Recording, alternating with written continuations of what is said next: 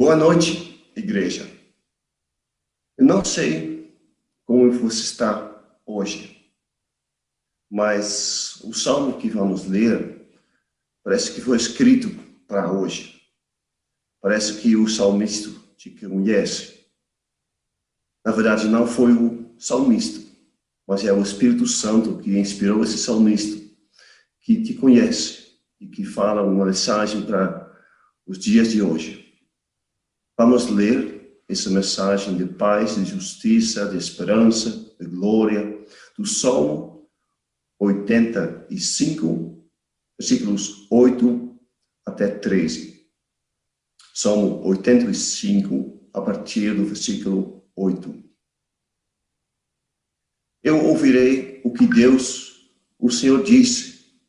Ele promete paz ao seu povo, aos seus fiéis. Não voltem eles à insensatez. Perto está a salvação que ele trará aos que o temem, e a sua glória habitará em nossa terra. O amor e fidelidade se encontrarão. A justiça e a paz se beijarão. Fidelidade brotará da terra, e a justiça descerá dos céus. O Senhor nos trará bênçãos, e a nossa terra dará a sua colheita. A justiça irá adiante dele e preparará o caminho para os seus passos. Oremos. Senhor, nosso Deus, como precisamos disso, esse amor, justiça, essa esperança, tudo que nos falta, estamos encontrando aqui em Tua Palavra. Que o Senhor use a Tua Palavra, o Teu servo, para essa mensagem de esperança, justiça, e louvamos o Teu nome, em nome do Senhor Jesus. Amém. Amém. Que coisa preciosa essas promessas do Senhor, para nos trazer paz, para nos trazer alegria. Hoje, em especial, estamos celebrando o Dia dos Pais. Nas casas hoje existe essa celebração. E hoje estamos aqui reunidos para celebrar esse Deus amoroso, que é o nosso Pai, que é aquele que caminha conosco e aquele que merece todo o nosso louvor e toda a nossa honra e glória. Então vamos louvá-lo. Junte a sua família, fiquem atentos. Vamos louvar ao Senhor juntos, mesmo que cada um nos seus lares. Vamos encher os nossos lares com essa celebração do Senhor.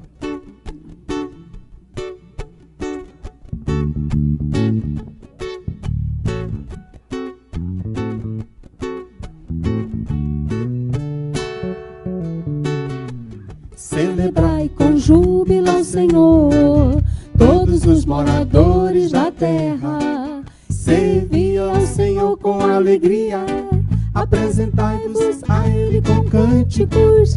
Sabei que o Senhor é bom e eterna a sua bondade e a sua fidelidade de geração a geração.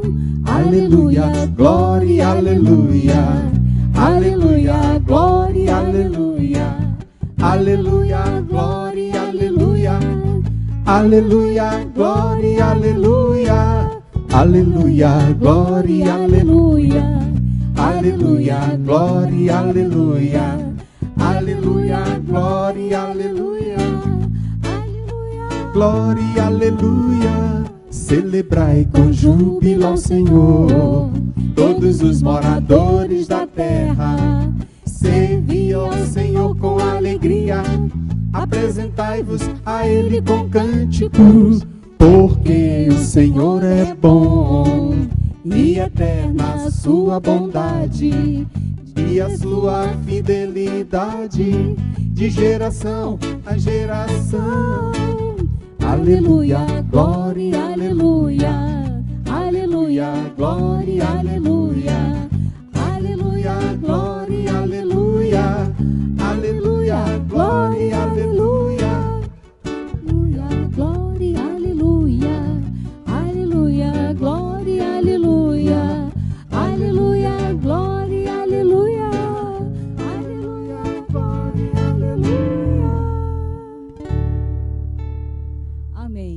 saber que esse Senhor é Deus, que as suas promessas são para os nossos pais, para os nossos filhos, para os filhos dos nossos filhos. Isso só enche o nosso coração de alegria, de santas expectativas. Por isso estamos aqui para render graças ao Senhor.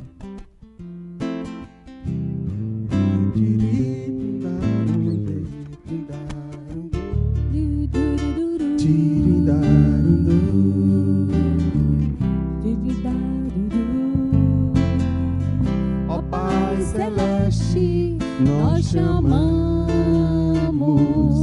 queremos te engrandecer. Venha a nós teu reino enquanto te louvamos, e a uma voz declaramos teu poder. Bendito seja Deus soberano, que era e que virá. Bendito seja Deus soberano, que sempre reinará. Ó Pai Celeste, nós te amamos, queremos te engrandecer. E venha a nós teu reino enquanto te louvamos, E a uma voz declaramos teu poder. bendito Seja Deus soberano, que era e que virá. Bendito seja Deus soberano, que sempre reinará. Bendito seja Deus soberano, que era e que virá. Bendito seja Deus soberano, que sempre reinará.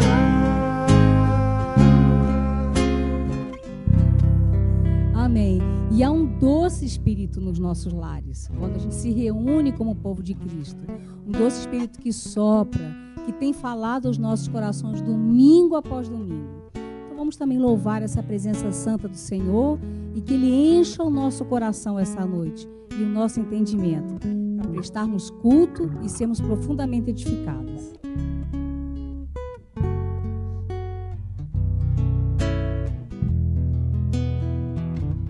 Há um doce espírito aqui, e eu sei que é o Espírito de Deus. Já podemos todos perceber a presença de Jesus, o Salvador. Doce presença, Presença santa, vem sobre nós, encher-nos com o teu poder.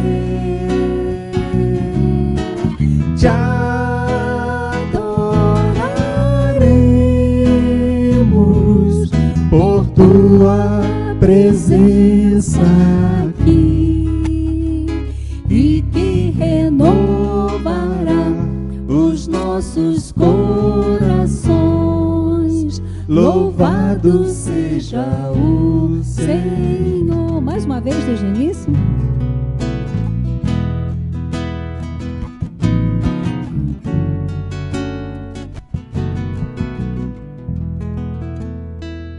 Há um doce Espírito aqui, e eu sei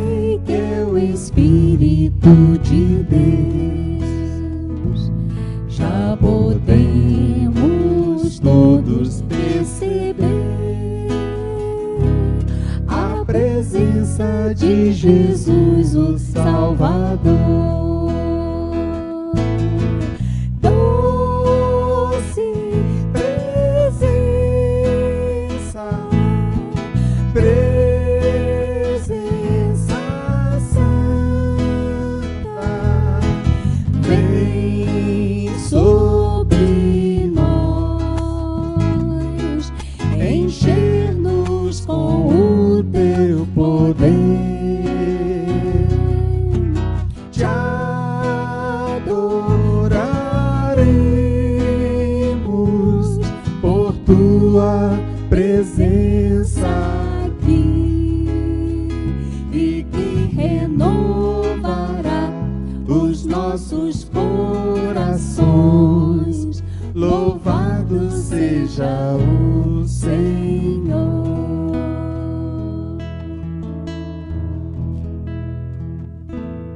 Amém.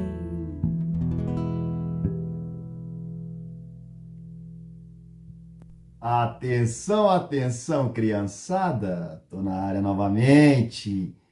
É o seguinte, vamos à resposta do nosso desafio da semana passada. Quem se lembra qual era a pergunta? A pergunta era: quem era o pai de Lia e de Raquel? Tio Jacó. Recebi algumas mensagens de WhatsApp, recebi e-mail. Vocês estão de parabéns, viu? Ó, parabéns, porque vocês estão acertando todos os desafios. Atenção, atenção. Lá vai a resposta. Vai aparecer aqui na tela. 1, 2, 3 e o nome do pai delas era Labão. Isso aí, galera. Palmas pra você. Beleza. Hoje é o seguinte, hoje a gente vai ter um negócio diferente aqui. Não sou eu quem vou falar para vocês qual é o desafio do dia. Eu trouxe, lembra dos programas atrás, que nós tivemos 2 modelos desfilando, um era Esaú, outro era Jacó? Pois é, hoje eles que vão fazer o desafio para vocês, e hoje é um negócio bem diferente.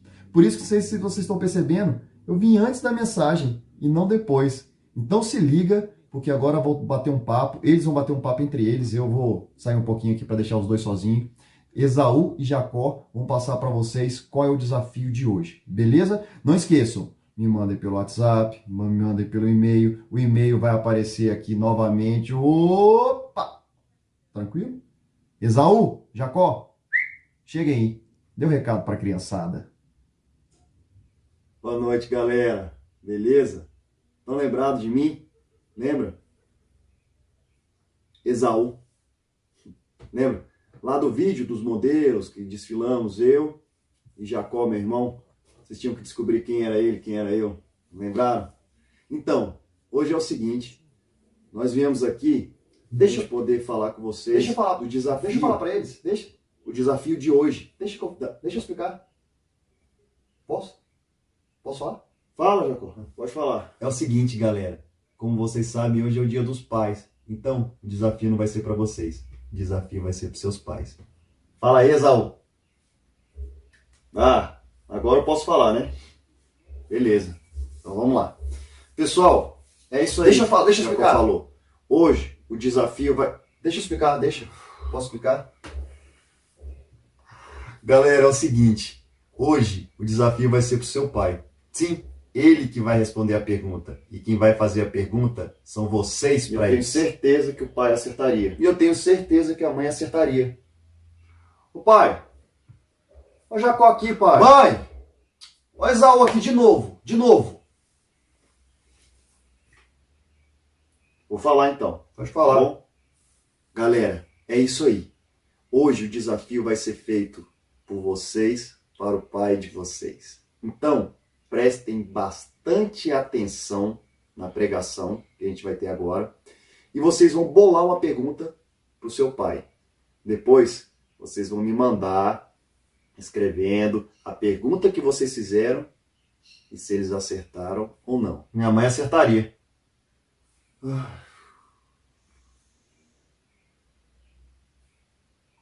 É isso, pessoal. Vou me despedindo aqui. Preste atenção no culto. atenção total e ó, não esqueçam, prepare uma pergunta bem difícil para o seu pai. Tchau para vocês. Jacó, dá tchau aí para a galera. Tchau, galera.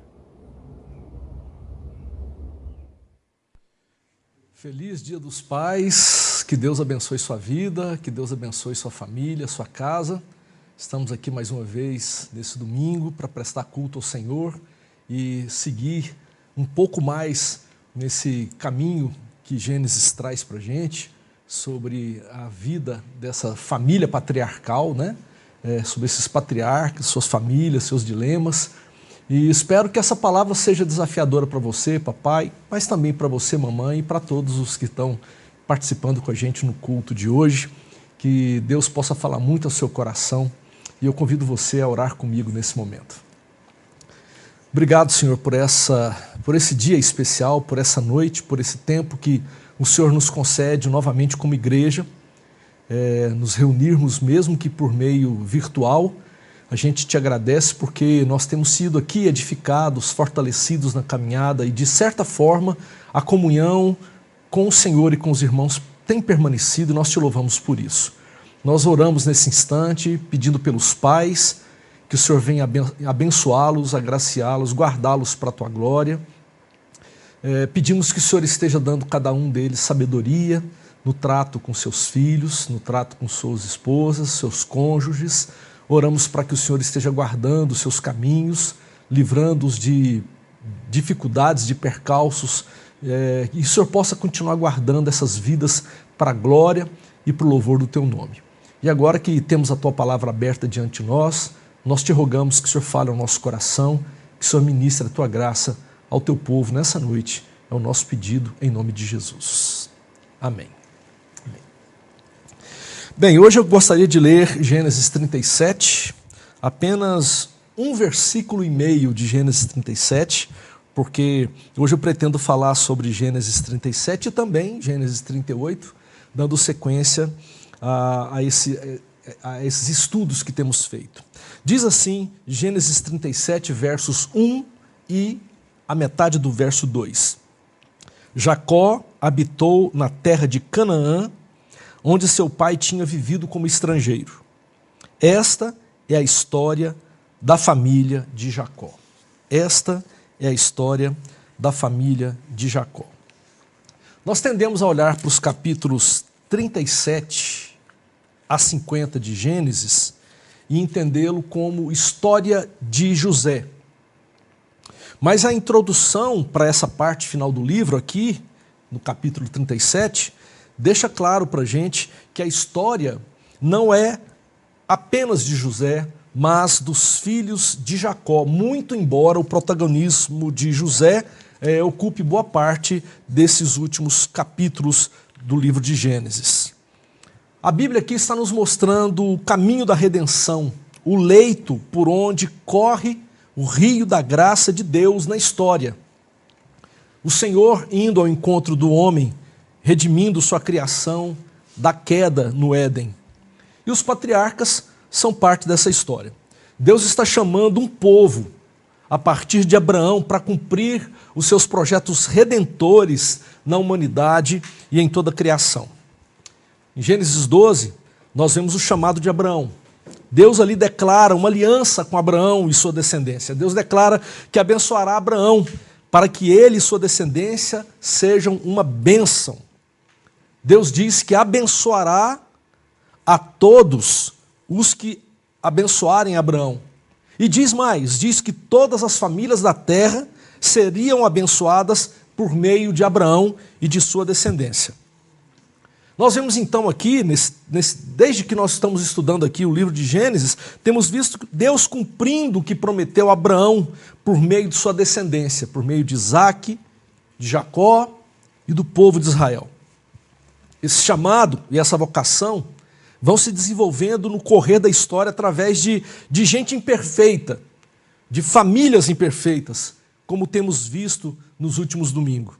Por isso, jamais podemos perder a conexão entre o que está acontecendo em Gênesis com a encarnação do Filho de Deus, ou seja, o Senhor Jesus, que é o cumprimento dessa bênção, E agora conosco, o povo de Israel, o novo Israel, o povo de Deus, representado pela igreja de Jesus.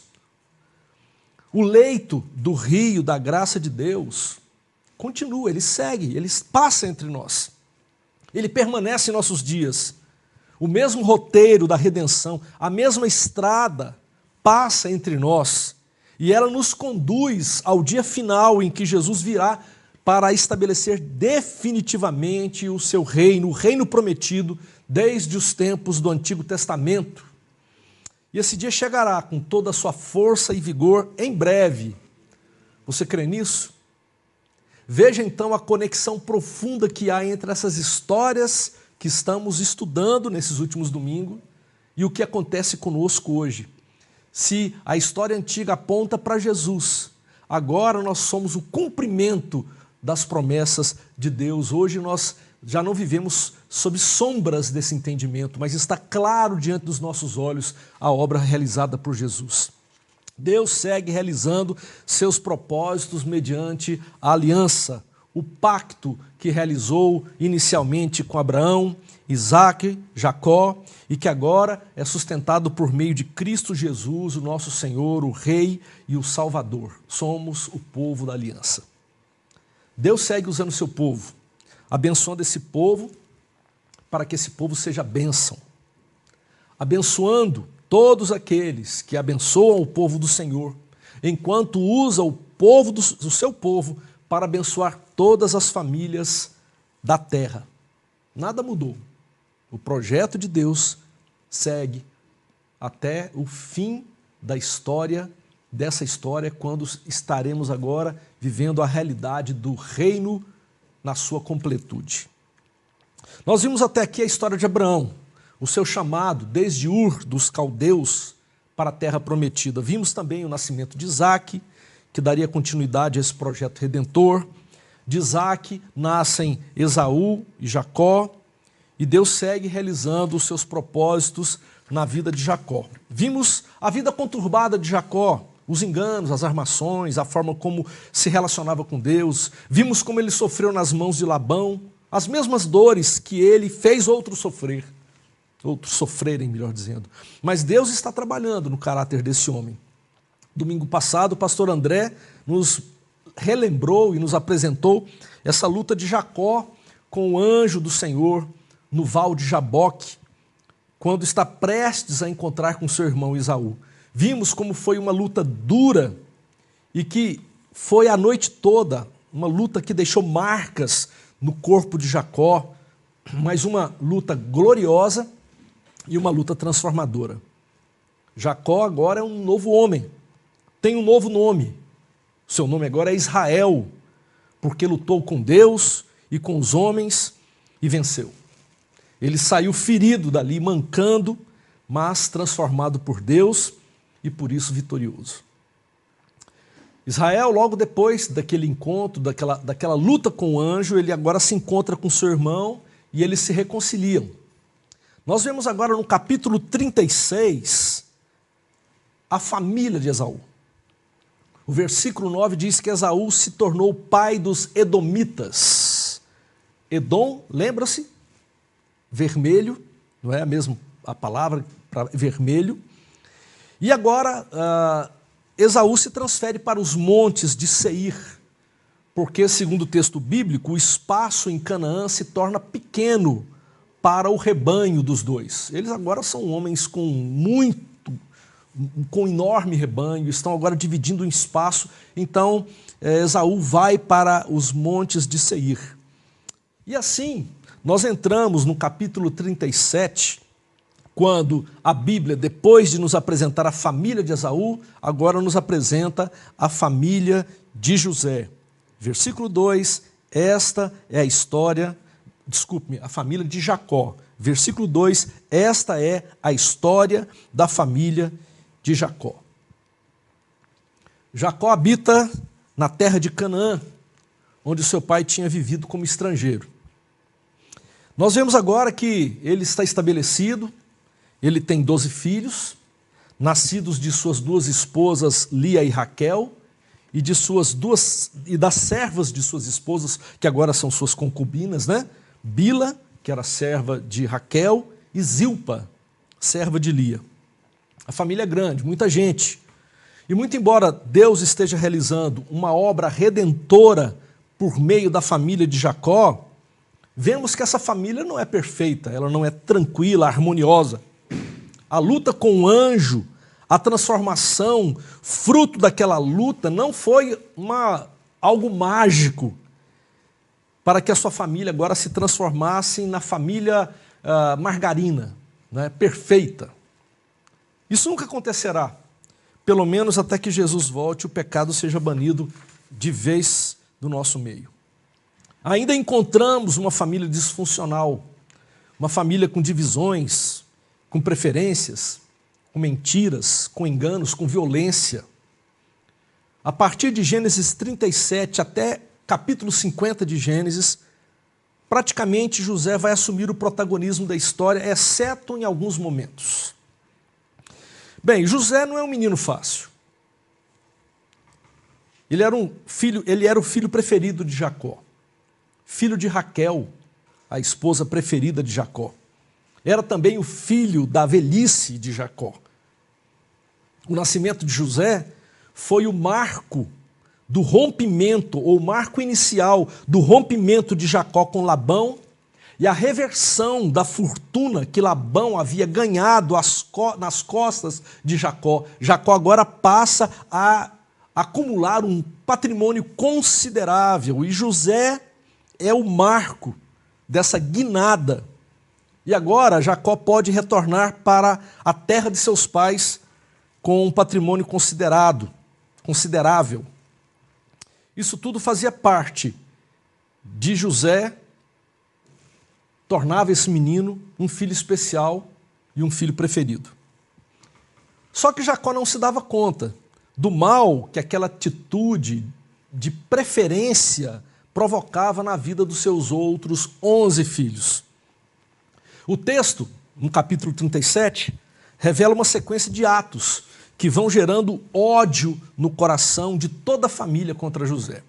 Por exemplo, o versículo 2 nos diz que José vai trabalhar como assistente dos seus irmãos Dan, Naftali, Gade e Azer. Presta atenção, esses 4 irmãos são os filhos das concubinas, Bila e Zilpa. Ele vai para vigiar os irmãos. E ele fica de olho em tudo que os meninos fazem. E quando ele chega em casa, ele conta para o pai a má fama dos rapazes, ele entrega aos irmãos, e os irmãos não gostam daquilo. Esses 4 irmãos já têm um pé atrás com José, o dedo duro. Depois, nós percebemos que ele recebe do pai uma túnica régia, uma roupa especial, de mangas longas, ricamente ornamentadas, uma veste típica de realeza, ou da realeza. Era como se Jacó estivesse designando a José o governo da família. Era como se o José se tornasse o reizinho dentre os irmãos. Isso está no versículo 3. E os irmãos não gostam disso. Pelo contrário, vai crescendo um ódio no coração dos irmãos. No versículo 6, José conta um sonho que ele teve para os seus irmãos. Ele diz que 11 feixes de trigo que os irmãos haviam amarrado se curvavam diante do feixe que ele havia amarrado. E o versículo 6 nos diz que isso deixou os irmãos profundamente irritados. Você quer dizer que você vai nos governar? O quarto acontecimento descrito no capítulo 37, que vai mostrando como é que vai se desenvolvendo uma ira dos irmãos contra José, é quando ele relata um segundo sonho. E nesse segundo sonho, ele fala que o sol, a lua e 11 estrelas se curvam diante dele. E dessa vez, até o pai fica bravo. O pai repreende e pergunta: que sonho foi esse, menino? Eu, sua mãe e seus irmãos vamos nos dobrar diante de você? É claro, nós sabemos hoje que esses sonhos se cumpririam no futuro, naquele contexto. Mas ali, naquele episódio, esses episódios, melhor dizendo, demonstravam uma profunda arrogância de um filho mimado e um filho protegido pelo pai, de tal forma que vai crescendo uma ira. E a gente vai percebendo que assim José foi se isolando de todos. Primeiro, ele se isola dos irmãos, filhos das concubinas, depois ele se isola de todos os demais irmãos, e um pouco depois, até o seu pai está desconfiado daquela conversa atravessada e passa a observá-lo de um modo mais atencioso. O texto vai mostrando então que vai sendo gerado um sentimento de ódio na família. A imaturidade, a bisbilhotice de José, as preferências descaradas do pai, Jacó, acabam criando um ambiente tal que os irmãos já não conseguem olhar no olho do menino mais.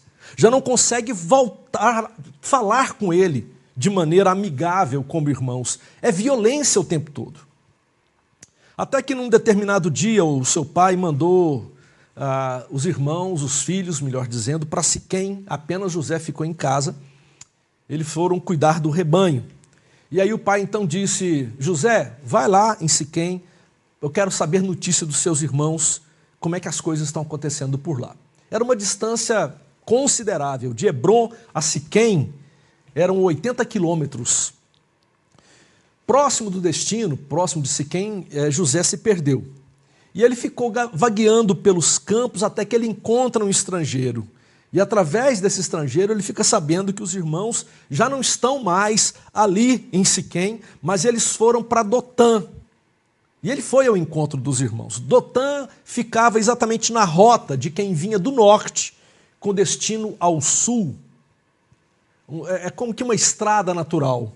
Quem vinha da Síria, com destino ao Egito, os comerciantes, caminho de quem viajava, de quem transitava por aquela região, caminho de mercadores. E ainda ao longe, quando ele vinha lá, de longe ainda, os irmãos viram José e eles disseram: lá vem aquele sonhador, vamos matar esse menino. Porém, com a intervenção primeira de Rúben e depois de Judá, José foi poupado e depois de um tempo, dentro de uma cisterna seca, ele foi vendido aos mercadores ismaelitas que se dirigiam ao Egito, levando suas cargas com diversos produtos para o comércio.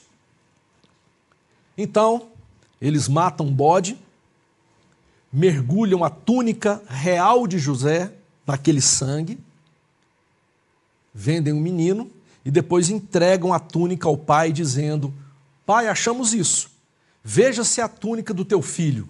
Eles não disseram: veja se é a túnica de José, o nosso irmão. Ele diz: vejam se é a túnica do teu filho. Essa frase tem um profundo significado.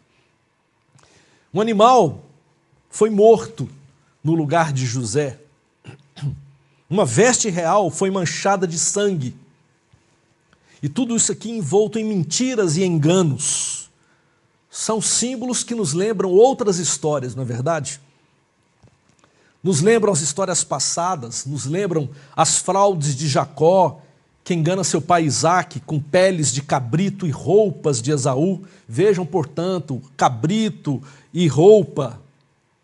Mas nos lembram também de que um rei, descendente de Jacó, morrerá para cumprir os propósitos de Deus para a humanidade.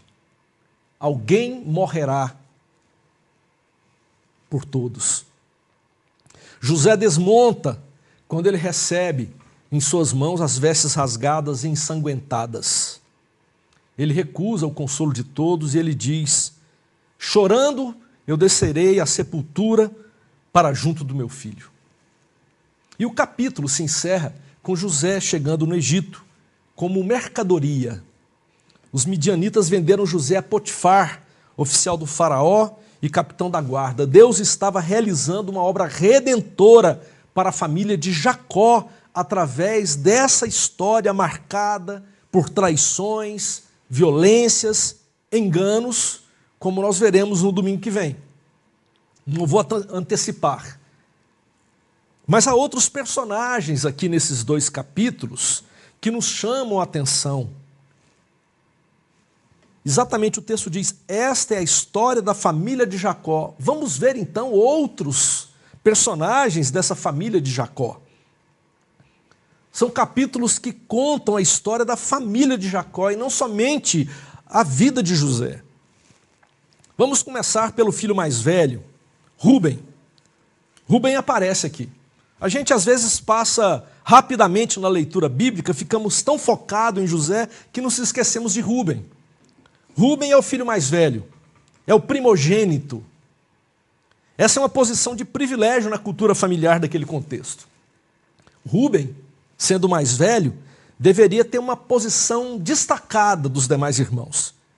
Deveria ser aquele que tem uma palavra de sabedoria, uma palavra de peso diante dos irmãos. Só que quando a gente vai lendo os textos, vamos percebendo que não é isso exatamente o que acontece. Rúben, ele traiu seu pai e por isso ele caiu em descrédito perante o pai e perante os seus irmãos. Se você der uma olhada comigo no capítulo 35, versículo 22, nós vamos encontrar a seguinte narrativa. Na época em que Israel vivia naquela região, Rúben deitou-se com Bila, concubina de seu pai. Israel ficou sabendo disso. Esse ato incestuoso desonrou extremamente o seu pai Jacó. Assim, nós vemos que atos dessa forma eram próprios de filhos que queriam usurpar a liderança do pai. Existem alguns textos do Antigo Testamento que apontam para isso. Inclusive, não sei se você se lembra, foi assim que Absalão desonrou seu pai Davi, ao manter relações sexuais com as concubinas de Davi no terraço do palácio, para que toda a cidade visse. Absalão queria usurpar o trono de Davi, e esse ato era uma declaração factual à vista de todos.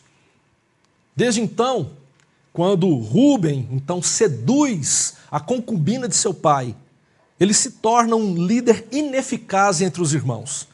Os seus atos agora são tomados no sentido de querer reconquistar a confiança do pai e de se firmar como primogênito entre os irmãos. Ele luta por isso, ele tenta garantir esse espaço, mas você percebe durante a narrativa bíblica que ele não consegue. Não é isso que vai acontecer. A ponto de a bênção que Jacó dá aos seus filhos ao final da sua vida, com referência a Rúben, ele diz, lá no capítulo 49, versos 3 e 4, Rúben, você é meu primogênito, minha força, o primeiro sinal do meu vigor, superior em honra, superior em poder. Turbulento como as águas, já não será superior, porque você subiu à cama de seu pai, ao meu leito, e o desonrou. É isso. Você vai percebendo então na narrativa do capítulo 37, como a gente verá um pouco mais adiante, e os capítulos que seguem, que Rúben, ele tenta manter uma posição como primogênito, ele tenta reconquistar o pai, a confiança do pai, mas ele não consegue. Os próximos entre os filhos que poderiam assumir esse lugar da primogenitura no lugar de Rúben são os 2 filhos depois, Simeão e Levi. Mas igualmente, esses meninos são desqualificados. Por quê? Porque eles são violentos demais.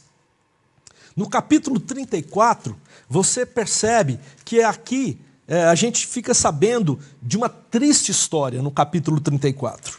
Diná, a única filha de Jacó, ela saiu para dar um passeio e conhecer outras mulheres daquelas terras cananitas. E ela acabou sendo violentada por Siquém, filho de Amor, governador da região. E assim, Siquém, o filho do governador, ficou totalmente apaixonado por Diná depois de seduzi-la. E ele entendeu que ele quer ter Diná por esposa. E para tentar se redimir do ato cometido, ele tenta negociar, entrar em acordo com Jacó e com toda a família. No entanto, os irmãos de Diná preparam uma armadilha para esse rapaz, para Siquém. Primeiramente, eles acenam, sim, podemos chegar a um acordo entre famílias, mas desde que vocês, todos os homens do seu povo, sejam circuncidados como os descendentes de Abraão. Siquém está tão apaixonado que ele falou, aceito, tudo bem. Então todos os homens daquela cidade são circuncidados. No terceiro dia, quando todos os homens estão se recuperando da circuncisão, imagino que não deve ser uma recuperação fácil, estão todos fragilizados, sentindo dores, com limitações de movimento, Simeão e Levi, eles pegam suas espadas e atacam a cidade desprevenida.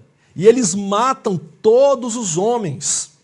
E Amor, o governador, e Siquém, o seu filho, são igualmente mortos. Foi uma chacina completa, vingando a irmã. Isso fica no coração de Jacó.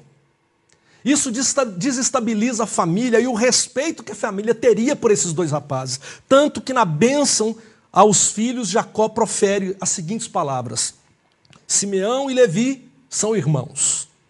Suas espadas são armas de violência.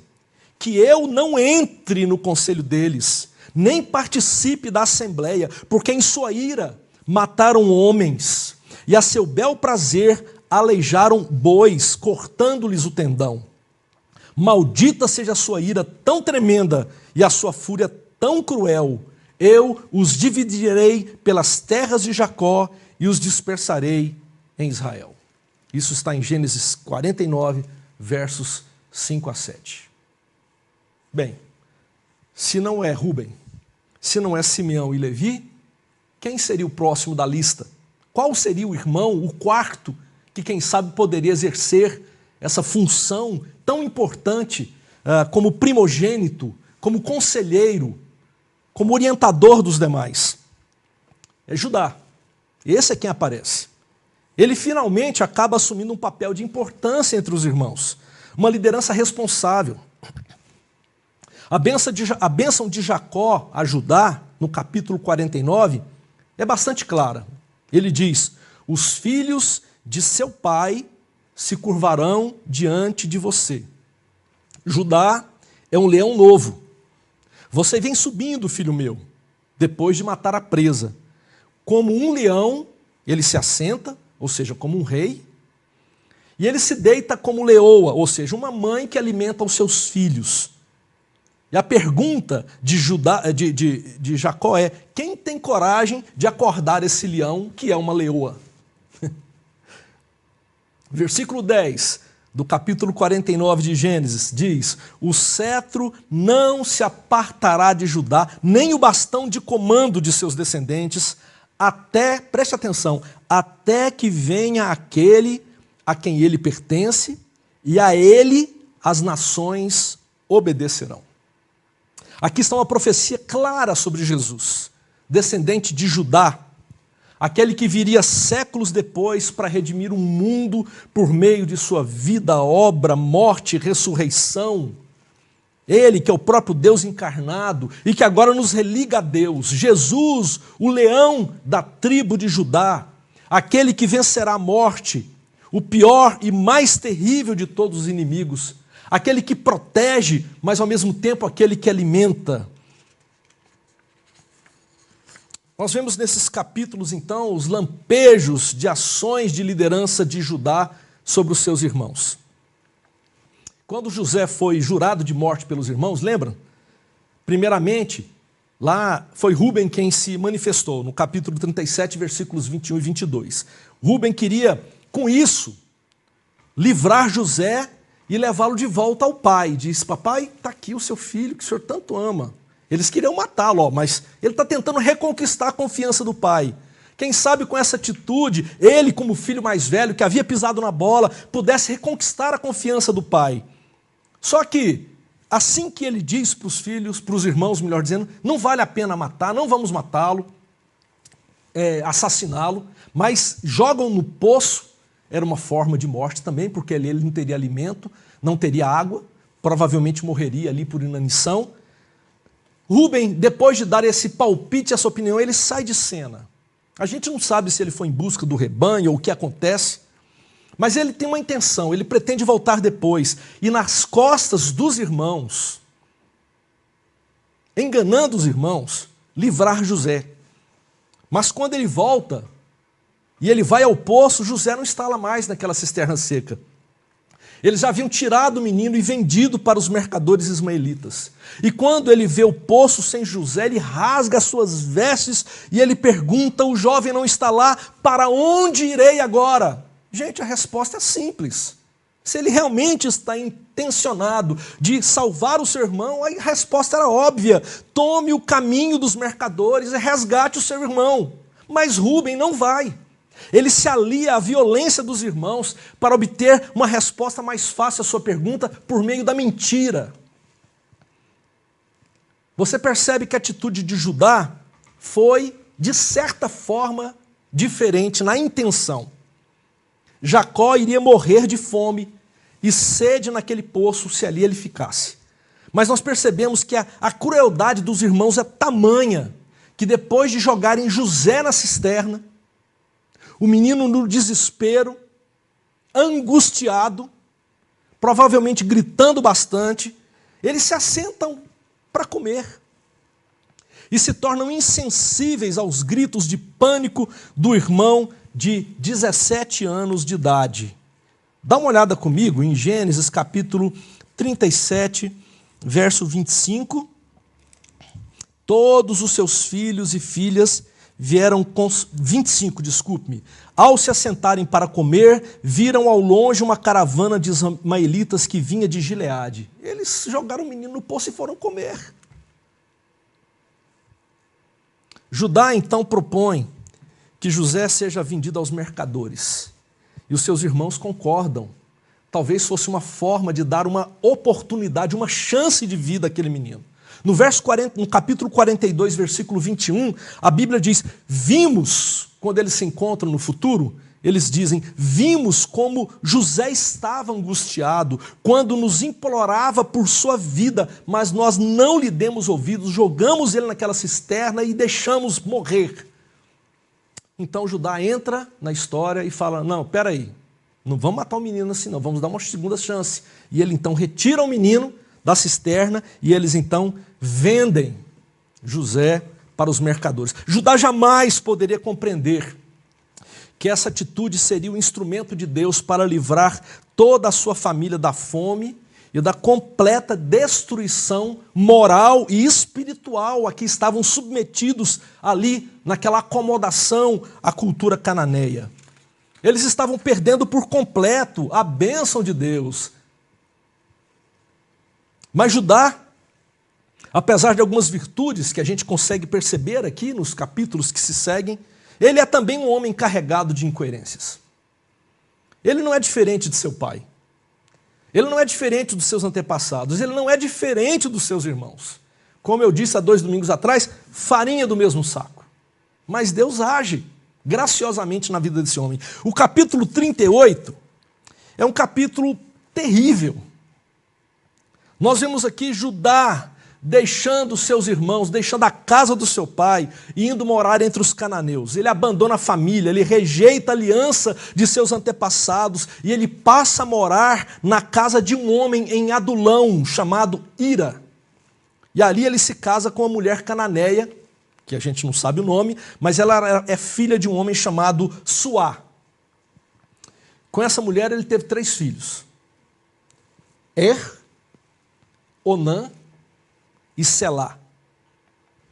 Quando tinha por volta de 18 anos, segundo alguns comentaristas, Judá escolheu Tamar, uma moça cananeia, para ser esposa do seu filho mais velho.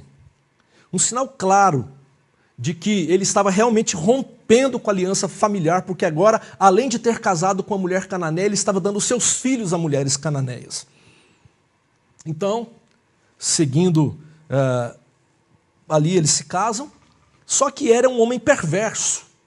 A Bíblia não entra em detalhes, mas diz que Deus reprovou a conduta perversa de Er e o matou. Não sabemos qual foi essa atitude.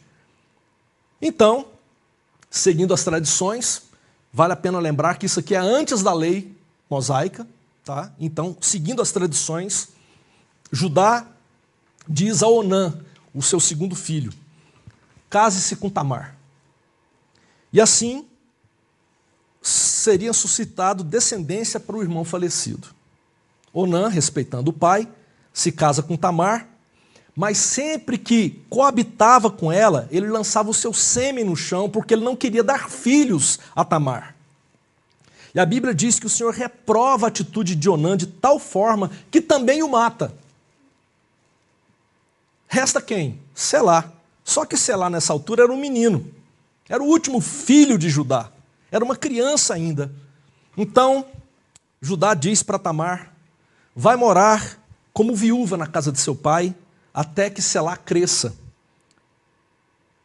Só que o menino cresceu, se tornou homem, e Judá não cumpriu com sua promessa. Judá estava tão distante de Deus, que ele não conseguia enxergar que era o Senhor quem havia tirado a vida de seus filhos por conta da perversidade dos seus corações. Ele estava tão enfronhado nessa perversidade cultural que para Judá havia algum tipo de feitiço em Tamar.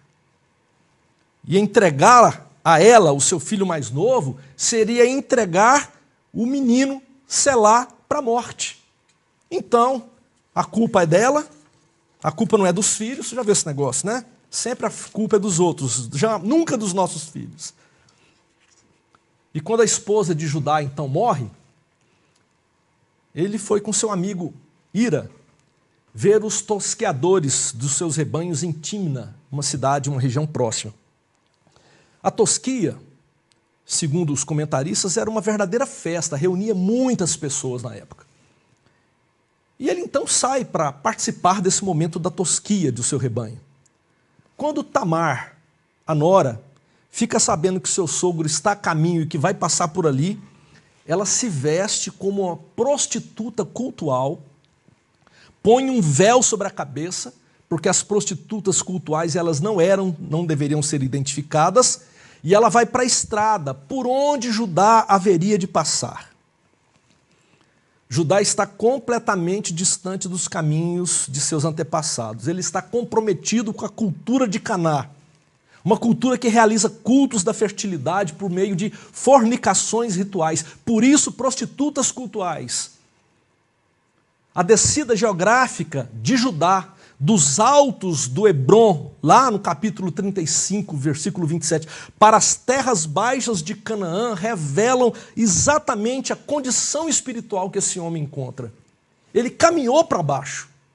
Ele que andava na aliança com o Senhor, agora vive no meio de Caná, dos cananeus, dos cananitas ali, numa depravação completa. Ele que morava na terra prometida, abriu mão de tudo para viver entre a idolatria e o mundanismo de Caná, desprezando as promessas e as bênçãos de Deus. Só que Deus é tão misericordioso que encontraria Judá ali na esquina. Literalmente, Deus tem um propósito para Judá. E quando ele está caminhando, ele vê a prostituta cultual no caminho, ele então oferece, olha, deite-se comigo. E ela fala, mas o que eu vou receber? Eu te dou um cabrito do meu rebanho. E eles então têm uma relação e ela é engravida. Mal sabe ele que a prostituta cultual era Tamar disfarçada. Essa mulher, ela valorizava tanto a descendência dos antepassados de Judá, que ela deseja ter um filho daquela família, mas Judá despreza a sua família. Ele quer ter um descendente, ela quer ter um descendente do povo de Israel, e ela se empenha, ela mente. Malogro e enganação faz parte do jogo de Tamar, uma vez que Judá jamais cumpriria a sua promessa, então ela age. Só que Judá não tem o cabrito para pagar aquela noite. Então, ela fala, então me entrega uma garantia.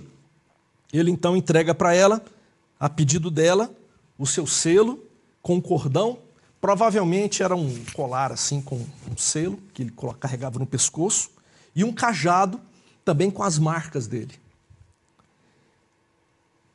E ele vai embora. Ele fala, vou trazer o cabrito, você me devolve. Tudo bem? Tudo bem. Só que Ira, o amigo, volta depois levando o cabrito. Mas ele não consegue encontrar a tal prostituta cultual. 3 meses depois, chega na casa de Judá a notícia que Tamar está grávida. Ele fica irado. Ele se irrita e diz, tragam Tamar para fora e queimem ela viva, porque ela desonrou meu filho. Judá, olha só, quando a gente está no pecado, gente, a gente é tão inconsequente, né? E Judá se julga no direito de viver na prática do pecado, se deitando com prostitutas, mas não suporta saber que a sua nora possa ter se deitado com um homem. E quando, então, eles vão a Tamar, ela revela, olha, eu estou grávida do homem que é dono dessas coisas. E entrega o selo, o cordão, o cajado, e fala, veja se o Senhor reconhece a quem pertencem esses objetos.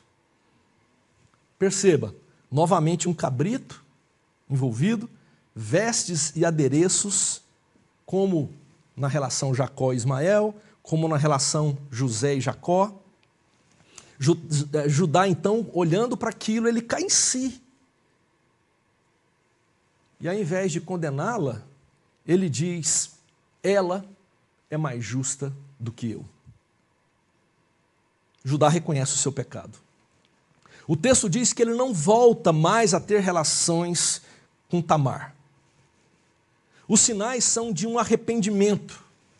Os sinais são de uma operação de Deus na vida desse homem, tanto que nos capítulos posteriores nós percebemos agora um Judá transformado, assumindo um importante papel na liderança de seus irmãos, cumprindo assim com os desígnios divinos.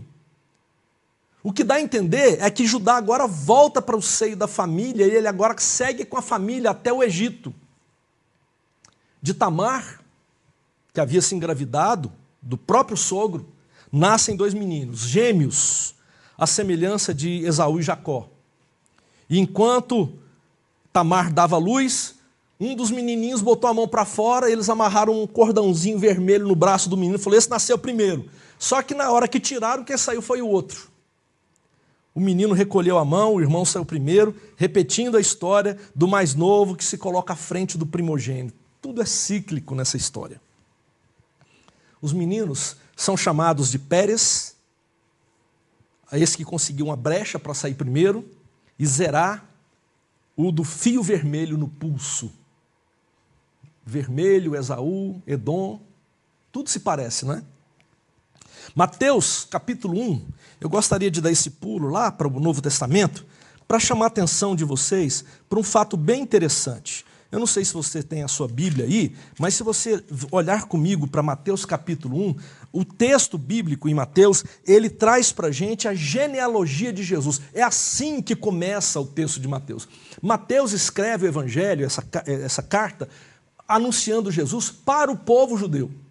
Então é muito importante conectar Jesus aos patriarcas. Então você vai percebendo que ele começa com Abraão e ele termina em Jesus. E ele mostra exatamente esse fio da graça de Deus, ou esse leito do rio da graça de Deus, desde Abraão até chegar em Jesus, por meio dessa genealogia. É interessante porque 5 mulheres apenas são citadas na genealogia. Elas não deveriam aparecer, na verdade, numa genealogia feita por um judeu. Mas 5 mulheres aparecem. A primeira que aparece é Tamar, no versículo 3. Judá gerou Pérez e Zerá. Não precisava falar isso, mas ele fala, cuja mãe foi Tamar. Ele quer relembrar a história. Depois, no versículo 5, ele fala de uma outra mulher, Raabe, a prostituta. No versículo 5 ainda, ele fala de Ruth, a refugiada. E lá no versículo 6, ele cita Batseba, a mulher de Urias, que Davi seduziu. E a última mulher que aparece nessa relação é Maria, a mãe de Jesus, versículo 16. Então é muito interessante a gente perceber que é no meio dessa história intrincada, complexa, que foge à nossa compreensão, que Deus está construindo a história da salvação. É através desse ribeiro sinuoso e turvo que a graça de Deus emerge e a manifestação da salvação aparece diante dos nossos olhos. Que coisa estranha, mas ao mesmo tempo misteriosa e gloriosa. Porque isso é sinal de esperança para você e para mim. Você acha que a sua família está ruim? Você acha que esse talvez seja um dos piores dias dos pais que você já comemorou? Por causa de algumas situações? O Senhor está agindo. Eu quero fazer aqui rápidas aplicações, porque eu já até falei demais hoje, porque a história era grande, tentei encolher de todos os jeitos, mas eu quero trazer 4 aplicações rápidas para a gente. Com base nesse... Aqui mesmo, se eu parasse por aqui, cada um já poderia chegar a muitas conclusões apropriadas para a nossa vida, mas eu quero provocar 4. A primeira delas, Deus está pavimentando o caminho da salvação. Deus está pavimentando o caminho da salvação. Desde a queda, Deus está agindo. Deus está operando. Ele não está inerte, silencioso, virou as costas para o mundo e diz, danem-se. Não, Deus está em missão. Por isso, a gente entende que Deus está agindo na história dos patriarcas. E esse caminho chegou até nós, por meio de Cristo. Nós fazemos parte desse povo que é abençoado por Deus para abençoar. E que quando abençoado por outros, esses outros serão abençoados a ponto de todo mundo poder ser abençoado por essa bênção de Deus, por meio de uma ação de um povo que é chamado a ser bênção para todas as nações. Portanto, não recebemos bênçãos de Deus para que essas bênçãos fiquem retidas em nossos domínios. O Salmo 67 deixa claro, reforçando o chamado de Abraão em Gênesis 12, nós somos abençoados para abençoar e para levar as bênçãos do reino até os confins da terra. Isso implica em nosso chamado missionário como igreja. O que nós temos visto na providência divina na vida dos patriarcas, nós vemos hoje acontecendo na nossa própria vida pessoal e na nossa vida comunitária. Deus está realizando sua obra em nós. Outros serão abençoados à medida que formos fiéis no cumprimento de nossa vocação de povo anunciador. Essa é a primeira aplicação que eu quero deixar. Deus não terminou a sua obra de pavimentação do caminho da salvação. Ele continua fazendo e Ele agora é a nossa vez na história de agirmos como seu povo. Segunda aplicação. Deus chama o seu povo a andar em seus caminhos. Esse é um ponto de destaque na vida dos patriarcas. O tempo todo Deus os chama a seguirem nos seus caminhos, nos caminhos de Deus. O povo de Israel é um povo nômade. Eles vivem numa terra que ainda não é a sua, pelo menos por enquanto, mas que será conquistada futuramente. Eles sairão de Canaã como um clã familiar. Eles irão para o Egito, viverão lá um período de tempo e retornarão de lá agora como um povo. E Deus está agindo, e eles se estabelecerão na terra que naqueles dias ainda era terra de peregrinação. Andar nos caminhos do Senhor é o que o Senhor espera de mim e de você. Desviar-se desses caminhos é o mesmo que abandonar o Senhor e abandonar as promessas do Senhor. Foi assim com Judá, quando ele deixa a família, quando abandona a promessa de Deus, a promessa dos seus antepassados, abandona a aliança e passa a viver como um cananeu, adquirindo hábitos, mergulhando numa cultura pagã, idólatra, com práticas abomináveis. E o pior, de Judá, vem à tona naqueles dias em que ele se torna praticamente um cananeu. Aquele que havia sido chamado para liderar os seus irmãos abandona a família e passa a viver longe dos caminhos do Senhor. Ele abandona os altos de Hebrom e mergulha nas profundezas de Canaã. Mas mediante a vergonha pública, ao ver revelados seus pecados através de Tamar, ele se reconcilia. E ele diz, ela, que nós estamos julgando, como uma prostituta, ela é mais justa do que eu. Ele reconhece quem ele é. Ele reconhece os seus pecados. E agora, anos depois, no Egito, quando José ainda não havia se revelado aos seus irmãos, nós percebemos que Judá é um exemplo de firmeza e fé à frente dos irmãos, como o texto bíblico nos mostra. Meus queridos, queridas, o Senhor tem nos chamado a andar nos seus caminhos. Por onde você tem caminhado? Quais os caminhos você tem trilhado? Os seus caminhos são verdadeiramente os caminhos do Senhor? Se não são, volte-se rapidamente. Abandone as práticas pagãs, abandone o mundanismo, o secularismo e volte-se para o caminho do Senhor e ande segundo a sua vontade. É para isso que Ele tem te chamado. Em terceiro lugar, tenha paciência consigo. Tenha paciência com os outros. Eu leio esses textos bíblicos de Gênesis e é o que ele me chama a atenção para isso. Nós somos prontos, a julgar as pessoas. Nós somos prontos a julgar aquele que fez isso, aquele que faz aquilo outro, aquele que pensa assim, aquele que pensa assado, aquele que disse isso, aquele que eu vi a foto lá no Face, aquele que eu vi a foto no Instagram. A gente é dado ao julgamento, ao pré-julgamento, mas a palavra do Senhor está nos dizendo, tenha paciência com os outros. E se você está vivendo debaixo de um peso de acusação, uma autoacusação, e o diabo muitas vezes usa disso para nos acusar e nos inferiorizar e nos tornar pessoas desprezíveis, isso do nosso ponto de vista, nos tornamos facilmente presas na mão do diabo quando nós não conseguimos contemplar a graça e a misericórdia do Senhor que perdoa e nos restaura. Eu me lembro na casa de um amigo em Goiânia. Ele era filho de missionários americanos. E eu lembro que a gente ia para lá, a gente tocava numa banda, ensaiava na casa dele. E eu lembro que um dia na geladeira eu percebi que tinha ali uma lagarta de plástico. E embaixo estava escrito em inglês, que traduzido seria: tenham paciência comigo. Deus ainda não completou a sua obra em mim. É isso. Talvez hoje nós sejamos as lagartas mais feias, mas por misericórdia e graça do Senhor, provavelmente nós seremos transformados para a honra e para a glória dele. A música Tapeceiro de Estênio Márcios fala isso, ele diz assim: a minha vida é obra de tapeçaria, é tecida de cores alegres e vivas, que fazem contraste no meio das cores nubladas e tristes.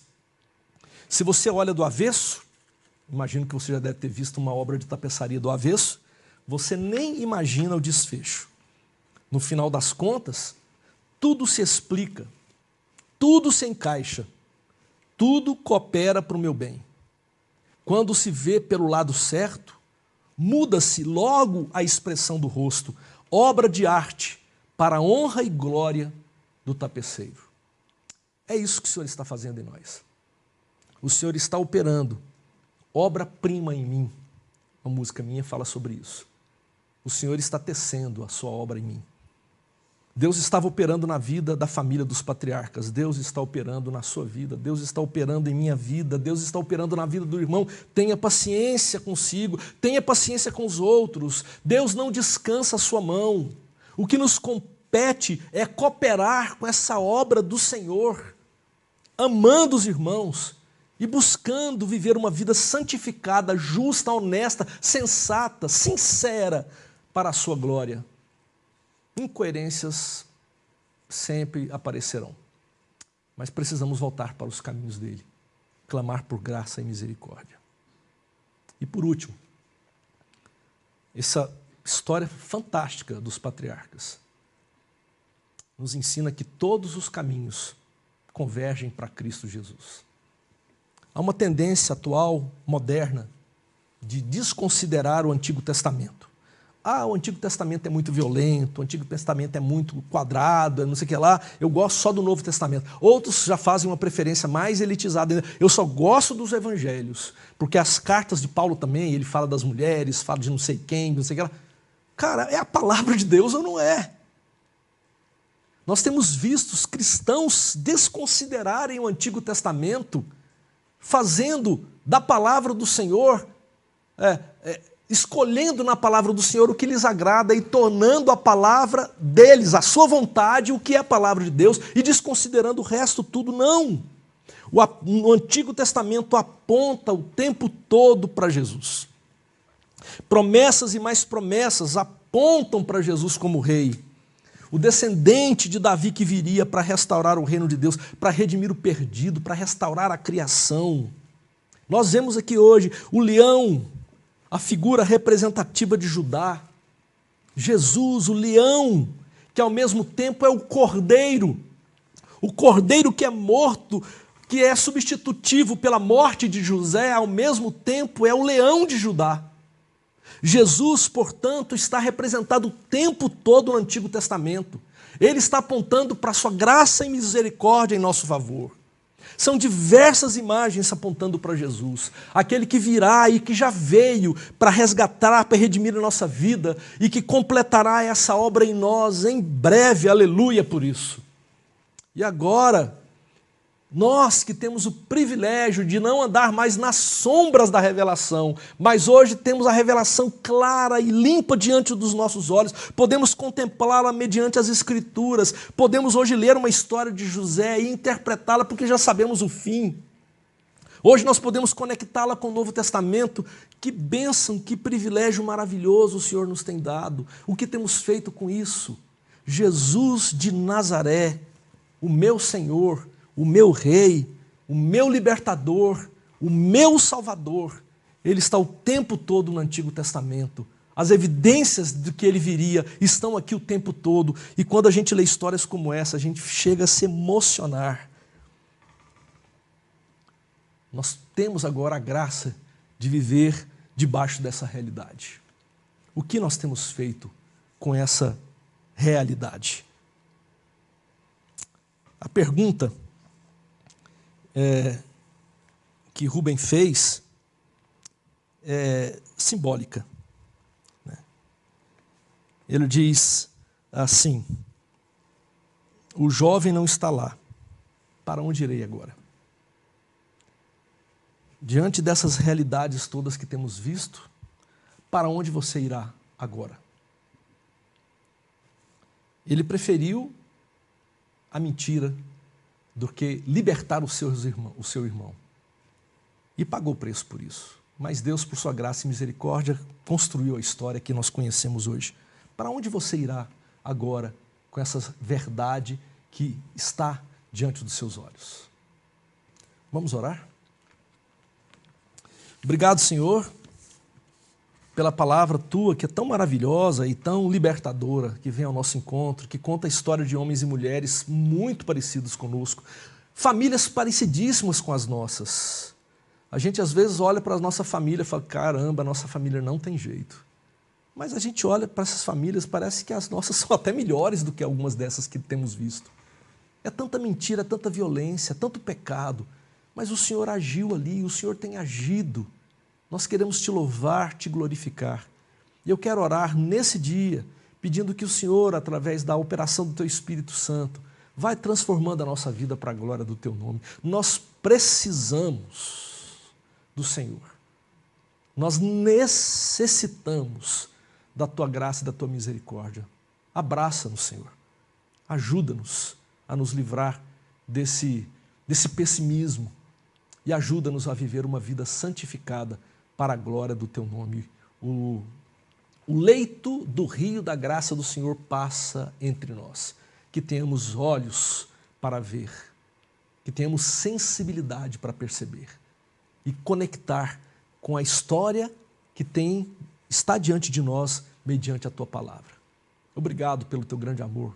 Fica conosco nesse dia, nessa noite. Dá-nos uma semana abençoada. É o nosso pedido em nome de Jesus. Amém.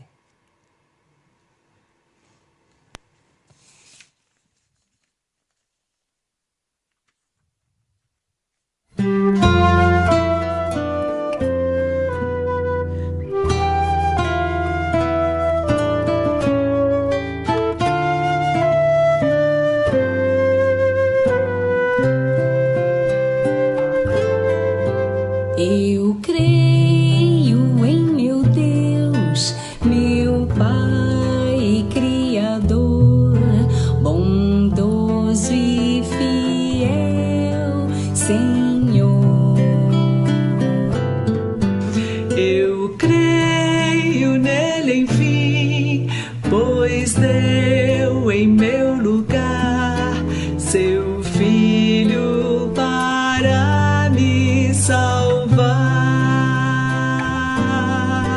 Eu graças te dou, meu amado Rei, e sempre fiel serei.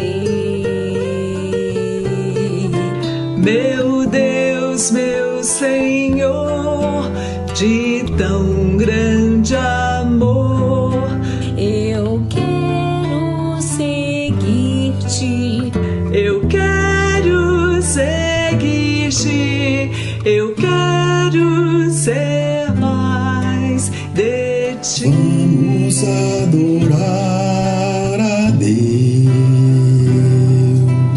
Vamos adorar a Deus. Vamos invocar seu nome. Vamos adorar a Deus. Quando eu adoro a Deus, quando eu adoro a Deus, o seu gozo inunda o meu ser. Quando eu adoro a Deus.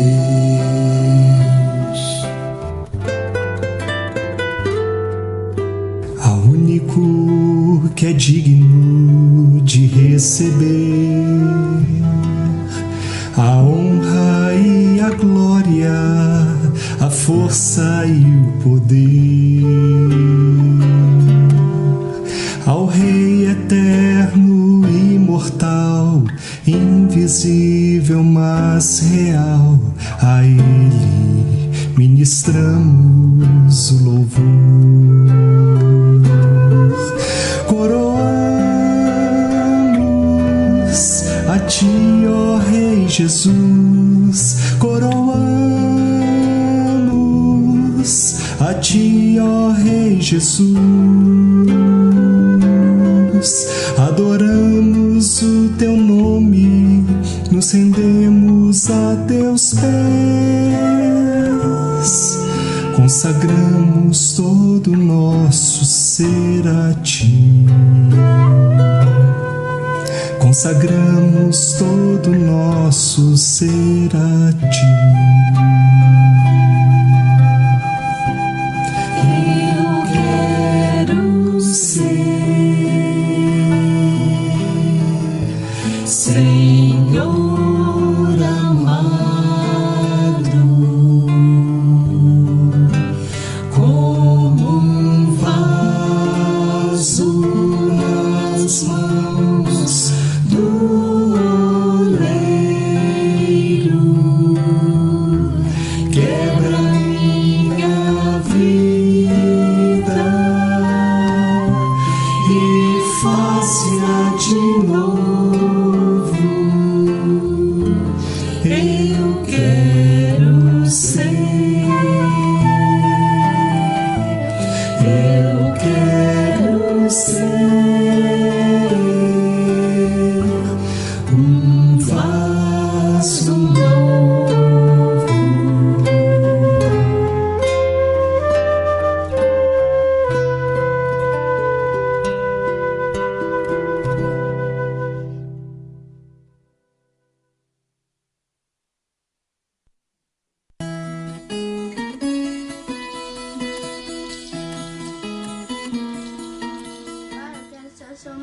amigo, eu te amo.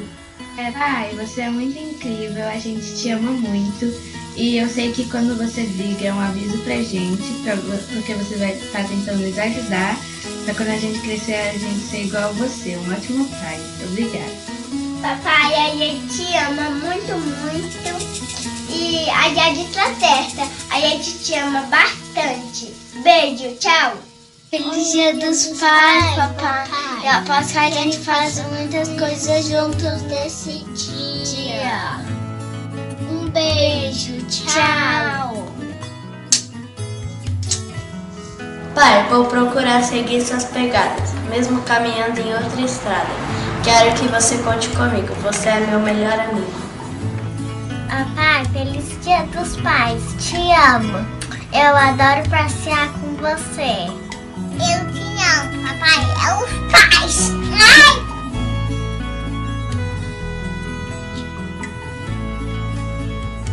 Papai, eu te amo muito, você é meu amigão. Oi, papai, feliz Dia dos Pais. Te amo de montão, no meu coração. Eu queria gravar isso pra te dar tanto amor e eu te amo. Chega logo. Feliz Dia dos Pais, espero que vocês tenham um ótimo dia para todos os pais e principalmente para o meu pai, que eu amo tanto. Pai, eu espero que você seja ótimo no Dia dos Pais. Eu te amo, pai. Feliz Dia dos Pais, papai. Feliz Dia dos Pais. Te amo. Te amo. Papai, eu gosto muito quando você joga futebol comigo e monta Lego comigo. E também gosto que você toca muito bem. Você me ensina. Te amo, papai. Eu gosto que você faça um ato que eu gosto muito. E eu gosto que nós passeamos com pão de queijo. Te amo, papai.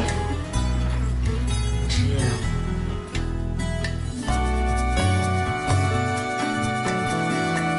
Papai, eu te amo.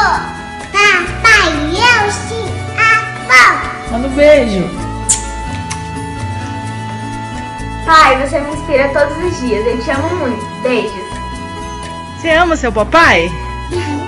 Então é o quê? Feliz dia? Seu papai. É. E você também ama seu papai? Sim, a Beca. A Beca, né? Um beijo.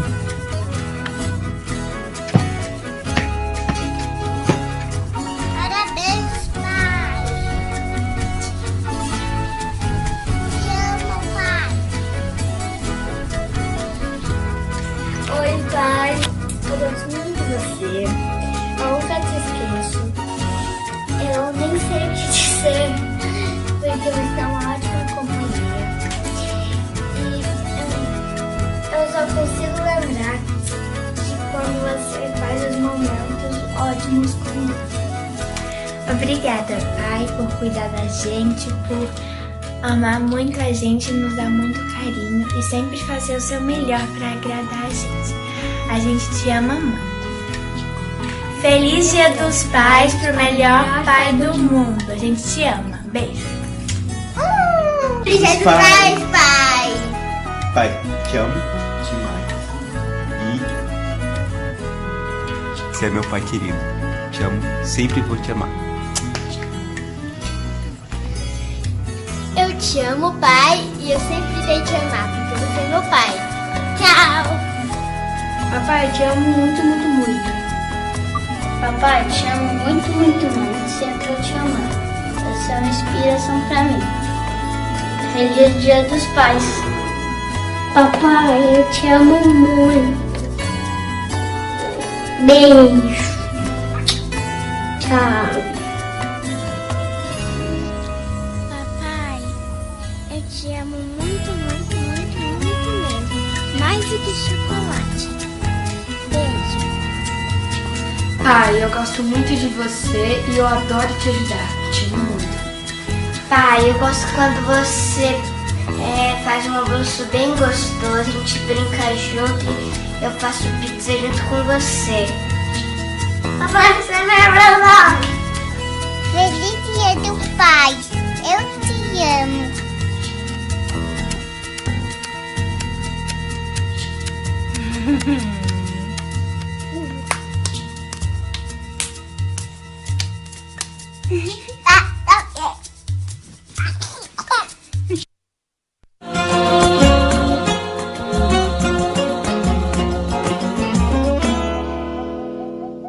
Boa noite, gente.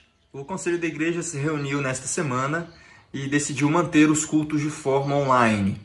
Todas as pregações durante a pandemia têm sido colocadas no canal do YouTube da igreja e a tradução em Libras começou a ser feita já há 4 semanas nos cultos.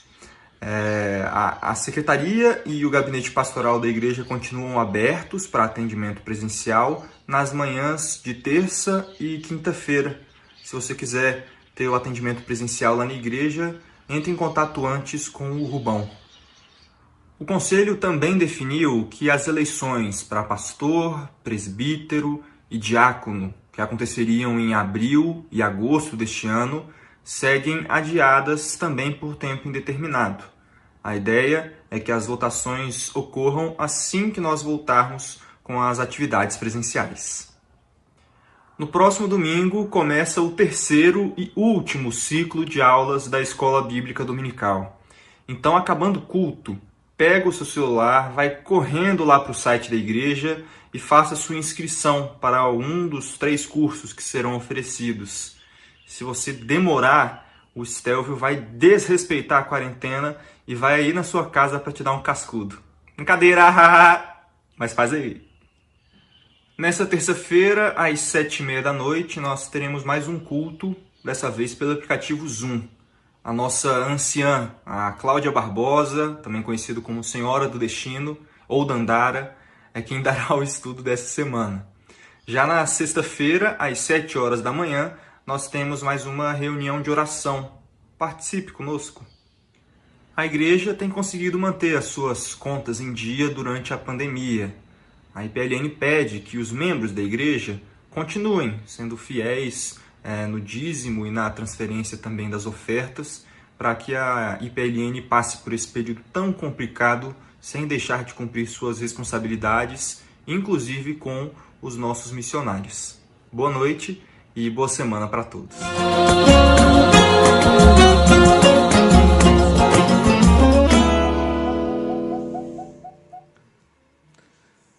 Então é isso.